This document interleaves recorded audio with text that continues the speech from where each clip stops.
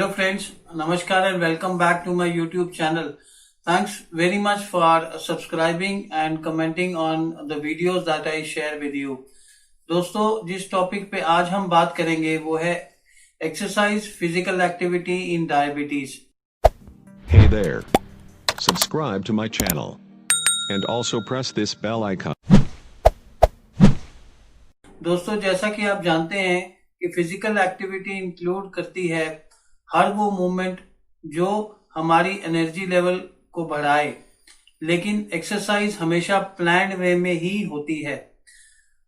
हमारी जो एक्सरसाइज है वो एक स्ट्रक्चर्ड एक्टिविटी होनी चाहिए.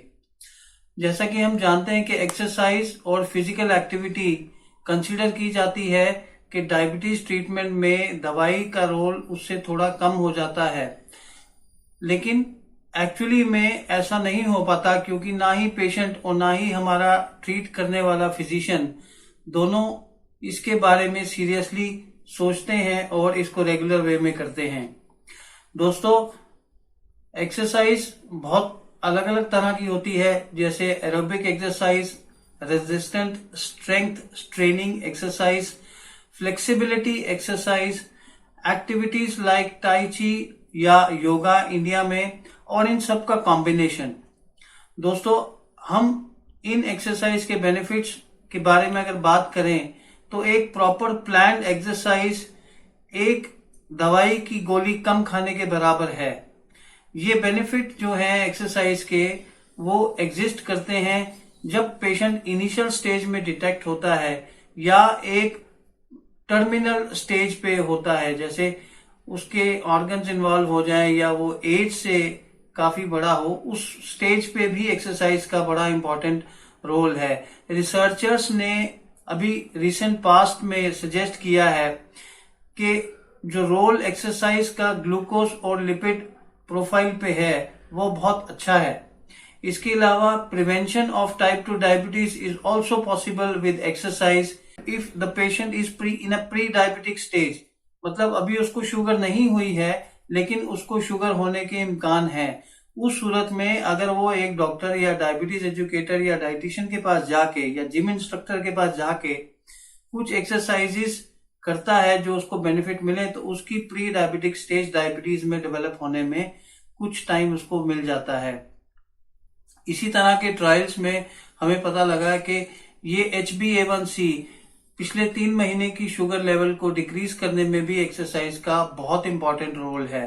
जैसा कि मैं आपको एग्जांपल्स के माध्यम से समझाना की कोशिश करता हूं कि हम सब लोग अलग अलग एक्टिविटीज करते हैं, अलग अलग काम करते हैं. जैसे एक हाउसवाइफ एक घर का सारा काम करती है और उसका कहना यही रहता है कि मैं सारा दिन घर में चलती रहती हूँ, कमरे से किचन में, किचन से दूसरे कमरे में, दूसरे कमरे से तीसरे कमरे में, घर में डस्टिंग और मॉपिंग करती रहती हूँ, तो वो एक एक्सरसाइज मानी जाए.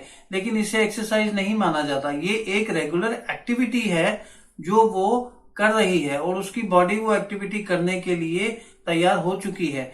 एक्सरसाइज इन सब से एक्स्ट्रा काउंट होती है जो हम एक प्लान्ड वे में करते हैं ताकि हमें कुछ अचीव हो. इसी तरह एक काम करने वाला आदमी जो कंधे पे बोरी उठा के चलता है 1 क्विंटल की, जो एक आम आदमी नहीं उठा सकता, उसके लिए भी एक्सरसाइज उतनी ही जरूरी है जितनी एक सिडेंटरी जो एक ऑफिस में काम करने वाला आदमी है जो बिल्कुल भी अपनी चेयर से नहीं हिल पाता. जब हम इन एक्सरसाइज की बात करते हैं तो हमको ये भी जानकारी होनी चाहिए कि किस माध्यम से ये एनर्जी हमको मिलती है. तो सबसे पहले जो एनर्जी हमें मिलती है जब हम एक्सरसाइज करते हैं वो है मसल्स. हमारी मसल्स जो हैं, मांसपेशियां जो हैं, उनसे पहले एनर्जी मिलती है. इसके अगला सोर्स होता है हमारा लिवर, जो एक्स्ट्रा एनर्जी को स्टोर करके रखता है हमारी बॉडी में ताकि फास्टिंग स्टेज पे वो एनर्जी हमको मिल सके. तीसरे स्टेज पे हमारी जो फैट्स हैं वो काम में आती हैं. यूजुअली जो बेली फैट होती है हमारी, वेसरल फैट, हमारी एक्स्ट्रा एनर्जी सब बॉडी में फैट के फॉर्म में ही स्टोर होती है. इसमें एक चीज जो कंसिडर करने वाली है वो बात है कि हमारी मसल्स और लिवर में एनर्जी स्टोर होती है ग्लूकोज के फॉर्म में और बाकी एनर्जी स्टोर होती है फैट की फॉर्म में. ग्लूकोज 1 ग्राम से हमें 4 किलो कैलोरीज एनर्जी मिलती है, जबकि फैट से हमें 9 कैलोरीज मिलती हैं. तो यूजुअली जब हम एक्सरसाइज स्टार्ट करते हैं और इनिशियली हमारा वेट या उसके बेनिफिट्स हमको बहुत ज्यादा मिलते हैं, जो विजिबली दिखते भी हैं, चाहे वो वजन कम हो, चाहे फिजिकल स्ट्रेंथ बढ़े हमारी, लेकिन स्लोली हमको लगता है कि नहीं, अब उतना बेनिफिट नहीं मिल पा रहा जितना पहले मिलता था। एक्चुअली हमारा सोर्स ऑफ एनर्जी चेंज हो जाता है। जिस तरह से 1 ग्राम में 4 कैलोरीज बर्न हो रही थी, अब 1 ग्राम में 9 कैलोरीज बर्न करनी पड़ेंगी, तो 1 ग्राम फैट लॉस होगा हमारा। तो 3-4 महीने के बाद जब हमारा जो एनर्जी सोर्स का सोर्स ट्रांसफर हो जाता है, तो उसके बाद हमें डबल एक्सरसाइज करनी पड़ती है उतनी ही ग्राम्स फैट को बर्न करने के लिए। अब हम बात करेंगे evaluation of diabetic patient before exercise. Recommendations क्या है इस बारे में? हर एक डायबिटिक पेशेंट को अपने डॉक्टर या डायबिटीज एजुकेटर या डाइटिशियन से पहले कंसल्ट कर लेना चाहिए कि कौन कौन सी एक्सरसाइजेज मैं कर सकता हूं या कर सकती हूं। इसमें गाइडलाइन जो है वो एडीए की तरफ से आती है, अमेरिकन डायबिटिक एसोसिएशन की। मैं उसको कोट करूंगा। वो गाइडलाइंस बोलती हैं कि before initiating any moderate diabetic individuals aged of 35 years and above and 25 years in presence of even one additional CV risk factor, or above 10 years of type 2 diabetes, or above 15 years of type 1 diabetes with hypertension or dyslipidemia, smoking history, proliferative retinopathy और माइक्रोएल्ब्यूमिनुरिया।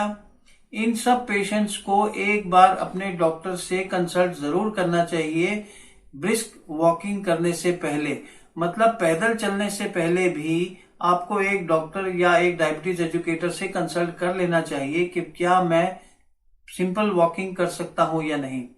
अब ADA की जो recommendations है वो ये हैं कि children and adolescent with type 1 और टाइप 2 और pre diabetic should engage in at least 60 minutes of exercises per day with vigorous muscle strengthening exercises at least 3 days in a week.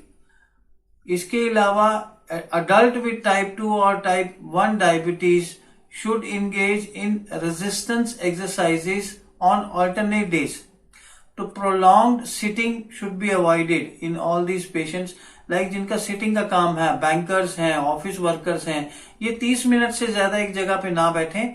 30 minute अगर आपको हो चुके हैं तो थोड़ा खड़ा हो और थोड़ा चलें और फिर आके अपनी चेयर पे बैठ के अपना काम आगे बढ़ाएं। इसके अलावा सीडेंट्री लाइफस्टाइल जो है उसमें चेंजेस लाएं ताकि आपकी डायबिटीज मैनेज करने में आपके डॉक्टर्स को और डायबिटीज एजुकेटर्स और डाइटिशियंस को मदद मिल सके। सो दोस्तों, इस वीडियो के माध्यम से हमने आपसे ये चीजें कुछ साझा की कि एक्सरसाइज और फिटनेस से आपकी डायबिटीज पे क्या क्या असर हो सकता है और इससे क्या क्या बेनिफिट्स आपको मिल सकते हैं। तो दोस्तों, आज इस वीडियो के लिए बस इतना ही। आज जैसे हमने शेयर किया है कि एक्सरसाइज और डायबिटीज का क्या रिलेशन है आपस में और एक दूसरे से कैसे बेनिफिट हो सकते हैं। Friends, please like my channel, subscribe to my channel and share these videos